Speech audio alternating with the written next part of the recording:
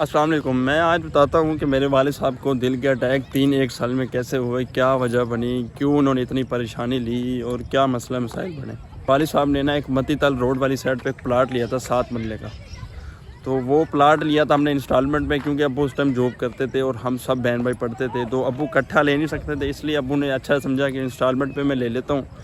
3 साल की इंस्टॉलमेंट थी, 2 साल की। तो अब्बू ने कहा इंस्टॉलमेंट देकर, तो मैं फिर उसके बाद 2 साल बाद जैसे ही होगा तो मैं इकट्ठे पैसे देकर जितना बाकी बनेगा ना, तो मैं जैसे रिटायर होऊंगा तो मैं इंशाल्लाह पूरा प्लाट हम ले लेंगे।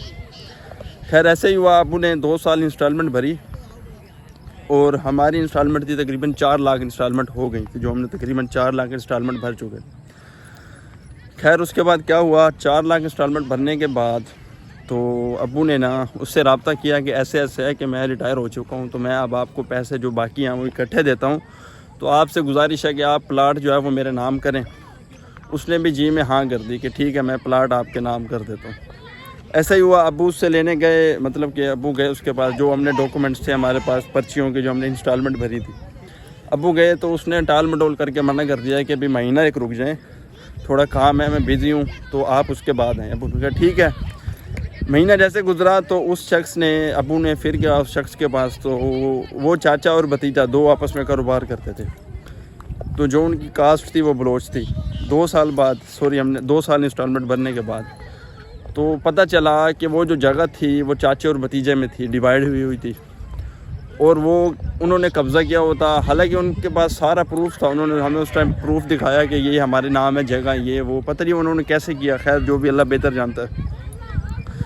तो ऐसे ऐसे खुलता सीन खुला कि उनके तो मतलब वो चक्कर हैं इस चीज़ों में, बहुत चक्करदार हैं, वो बलोच थे ना, ठीक है। 2 साल बाद जब हमें पता लगा कि इन्होंने तो हमारे साथ सीन कर लिया, जो 4 लाख था हमारा फंसा हुआ था वो फंस के रह गया। तो अब्बू ने उसकी मिन्नतें की कि ऐसे ऐसे है कि मेरा 4 लाख मुझे दे दो, हाँ मुझे प्लाट चाहिए, और ये अपनी जो किस्तें हमने भरी हुई थी ना उसकी पर्चियाँ वो भी तुम ले लो, असल थी ना वो, तो वो तुम ले लो। उसने कहा ठीक है। एक मीटिंग लगी, एक मीटिंग में ऐसे हुआ, हमारे मोहल्ले के 2 से 3 बड़े लोग थे जो उसको जानते थे, उन्होंने उसको बुलाया, तो अब्बू सारे डॉक्यूमेंट्स लेके चले गए। वहाँ पर पर्चियाँ लेके गए तो उसने ना अब्बू को धमकी लगाई कि ऐसे ऐसे मैं 1 रुपया भी नहीं दूंगा आपको, आपसे जो होता है कर लो, मैं आपको ये करवा दूंगा, मैं आपको वो करवा दूंगा। अब्बू बहुत परेशान हुए। सर्दियों में 2021 की बात है, दिसंबर में, शायद 2021 की बात है, दिसंबर में। तो मैं शादी पर गया हुआ था दोस्त की झानियाँ, तो रात को मुझे फ़ोन आया कि ऐसे ऐसे अब्बू की तबीयत ख़राब हो गई है, अब्बू की दिल वाली साइड पे बहुत दर्द हो रहा है। तो मैंने उन्हें कहा कि अब्बू को ऐसे ऐसे दबाओ, मतलब कि मुझे तो पता था शायद दिल का मसला ना हो, मुझे शक हुआ, मैंने ऐसे ऐसे कहा कि आप ऐसे ऐसे करो, शायद अब्बू ठीक हो जाए। उसके बाद क्या कहते हैं, थोड़ी देर गुजरी, मैंने दोबारा फ़ोन किया, उन्होंने कहा अब्बू सो गए। बाद में मुझे पता चला कि अब्बू ने उनको कहा कि उसको परेशान ना करो, वो सफ़र पर गया हुआ है, उसको घर आने दो। फिर मैं जैसे घर आया तो तकरीबन अगले दिन मैं 2 बरातें थी, एक बारात मैंने अटेंड की, दूसरी बारात मैंने अटेंड नहीं की, और मैं घर आ गया वापस। अब्बू को मैं कार्डियोलॉजी लेके गया, वहाँ पता चला कि अब्बू को तो दिल का अटैक हुआ है पहला। खैर अब्बू को उन्होंने हफ्ता 1.5 हफ्ता एडमिट रखा, सही तरह ट्रीटमेंट किया, और हफ्ता 1.5 हफ्ते बाद छुट्टी मिल गई। ऐसे भागते रहे हम, भागते रहे। 6 महीने गुजरे, गर्मियाँ आ गई, क्योंकि सर्दियों में अब्बू का अटैक हुआ था सर्दियों में, तो 6 महीने बाद गर्मियाँ आ गई। अब्बू मुसलसल भागे हुए थे, कभी किधर कभी किधर। थाने में गए, थाने वालों को 20,000 रुपये दिया कि ऐसे ऐसे मेरा काम निकलवा दो, 50,000 आपका, ये 20,000 मैं पहले दे रहा हूँ आपको, 70,000 रुपये टोटल हमने कहा कि हम आपको देंगे, भाई 3.5 लाख रुपये हमारा निकलवा दो। खैर ऐसा ही हुआ, उसको 20,000 रुपये दिया हमने थाने वाले को। तो हफ्ते बाद उसने कहा कि मैं ये केस आपका नहीं लड़ सकता, सॉरी, जो मुजरिम है वो फ़रार है, शायद उसने पुलिस वाले को ख़रीद लिया, अल्लाह बेहतर जानता जो भी है। अब्बू ने वो परेशानी ली दिल पर, और गर्मियाँ थी, अब्बू को दूसरा अटैक हो गया। अब्बू मोटरसाइकिल चला के आए बड़ी हिम्मत से, अब्बू आकर घर में जैसे बैठे तो एक बंदा होता है ना बेहोश, जिससे नींद की गोलियाँ खिला दो ना तो बंदा बेहोश हो जाता है, अब्बू वैसे लेट गए। हमने अब्बू को कहा अब्बू हॉस्पिटल चले, अब्बू ने कहा नहीं। खैर से तबीयत ज़्यादा ख़राब हुई, हम अब्बू को हॉस्पिटल ले गए, वहाँ पता चला कि अब्बू को दूसरा अटैक हुआ। हम 5 बहनें, मेरी 5 बहनें और एक मैं, बहुत परेशान थे। खैर अल्लाह ने बेहतरी की, अब्बू को हमने ट्रीटमेंट करवाया, ठीक है, और अब्बू पूरी रात बेहोश रहे हॉस्पिटल में, और घर लेके अगले दिन अब्बू बेहोश रहे। خیر 3 دن بعد ابو کی طبیعت بہت اچھی ہوگی، بہتر ہوگی۔ ایسے کرتے کراتے سردیاں آ گئی دوبارہ سے، اور 2022 کی سردیاں تھی۔ دسمبر میں ابو کی طبیعت دوبارہ خراب ہوئی، ہم گئے ہاسپٹل، تو ہم نے ادھر سے نا بائی پاس کا ٹائم لے لیا۔ انہوں نے کہا 30 دسمبر کو آپ کے ابو کا بائی پاس ہوگا۔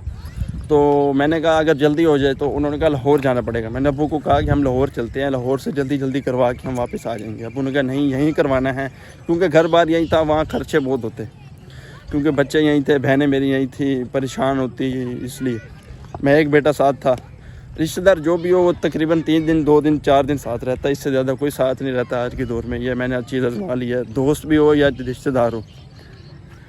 خیر ایسا ہی ہوا۔ 30 تاریخ کو جو ہمیں ٹائم ملا نا، تو ڈاکٹر نے اس اپنے کولیگ سے پوچھا کہ 30 تاریخ کو تو ایک میں نے بندے کا آپریشن کرنا تھا، اس کے ساتھ کیا ہوا؟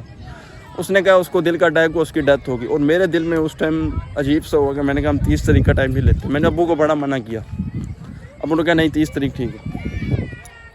خیر ایسا ہی ہوا، 30 تاریخ کا ٹائم مل گیا، ہم گئے 30 تاریخ کو ایڈمٹ ہونے۔ صبح 8 بجے جانا تھا، ہم 10 بجے گئے، سردیاں تھی، لیٹ ہو گئے۔ انہوں نے ہمیں ہفتہ اور آگے کر دیا کہ ہفتے بعد آپ کا بائی پاس ہوگا۔ ایسے ہی ہوا، 6 تاریخ کو ہم ایڈمٹ ہو گئے ہاسپٹل میں، اور 8 سے 9 تاریخ کو ابو کی وہاں طبیعت خراب ہو گئی۔ ابو کو معدے کا مسئلہ بن گیا، پیٹ خراب ہو گیا، تو ابو کی طبیعت بہت زیادہ ویک ہو گئی۔ ایسے ہی ہوا، اس کے بعد انہوں نے ابو کو او ٹی میں داخل کر لیا، آپریشن تھیٹر میں جہاں ہوتا ہے۔ انہوں نے یہاں پر کیا کہتے ہیں ادھر داخل جو کیا نا ابو کو، تو یہاں سے ایک نالی لگاتے ہیں، وہ ایک آخری سٹیج ہوتی ہے۔ انہوں نے میرے سے سائن کروائے کہ آپ کے ابو کو کچھ بھی ہوا تو ہم ذمہ دار نہیں ہوں گے۔ میں نے کہا اللہ خیر کرے گا، آپ انشاءاللہ آپریشن کریں۔ ایسا ہی ہوا، انہوں نے ابو کی نالی لگائی اور ابو تو ٹھیک ہو گئے۔ گھنٹے بعد ہم گئے، ابو اندر ہمیں دیکھ کر رو پڑے، چپ ہو گئے۔ تھوڑی دیر گزری، جمعے والے دن 13 تاریخ کو ہمیں چھٹی مل گئی کہ بائی پاس نہیں ہو سکتا، آپ اگلے سے اگلے ہفتے آئیں گے 15 دن بعد۔ ٹھیک ہے، 13 تاریخ کو ہم جمعے والے دن جمعے کو ایڈمٹ ہوئے تھے، جمعے کو واپس آ گئے۔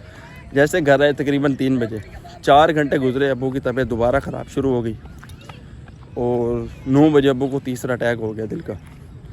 خیر ایسے ہی ہوا، ہاسپٹل لے کے گئے، وہاں پر پتہ چلا کہ ابو کو تیسرا اٹیک ہوا، کیونکہ میں نے کسی کو نہیں بتایا تھا۔ جب ہم وہاں پہنچے تھے سب نے میرے سے پوچھا کہ کیا ہوا ہے، میں نے کسی کو نہیں بتایا، کیونکہ ڈاکٹر نے مجھے بتا دیا تھا کہ آپ کے ابو کو تیسرا اٹیک ہوا ہے، تو آپ نے کسی کو نہیں بتانا۔ ایسے ہی ابو نے میرے سے پوچھا کیا ہوا، میں نے کہا ابو جی بی پی تھوڑا سا تھا، وہ لو ہو گیا، تو کوئی مسئلہ نہیں ہے۔ گھنٹے بعد ابو بالکل ٹھیک ہو گئے۔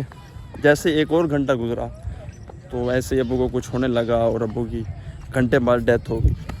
تو وہ جو بندہ تھا نا، وہ آج تک ہاتھ نہیں لگا، ٹھیک ہے۔ میں نے اس کو 2 دفعہ ابو کی ڈیتھ کے بعد کال کی کہ میں نے کہا یار ایسے ایسے ہے، میرے ابو کی حلال کی کمائی تھی، اور حلال کی کمائی تھی تو میرے ابو کو تکلیف ہوئی۔ میرے ابو نے ہمارے لیے سیونگز کی، ہمارے لیے کچھ سوچا تھا کہ پلاٹ لے کر کسی بیٹے کی شادی کروں گا، یا کسی بیٹے کی یا میری، یا مطلب کچھ بھی ابو نے سوچا ہوگا، اللہ بہتر جانتا ہے۔ تو آج تک وہ ہمارے ہاتھ نہیں لگا، اس کو میں نے اتنی گالیں کی ہیں۔ باقی اب میری کوشش ہے کہ میں مطلب کوئی پونچھ ایسی لڑاؤں جس سے میں مطلب سفارش ڈالوں، کوئی بڑا بندہ ڈھونڈوں۔ تو کہنے کا مطلب یہ ہے کہ آج تک 6 مہینے گزر گئے، کوئی رشتہ دار نزدیک نہیں لگا سوائے مامور کے، 1-2 خالو کے۔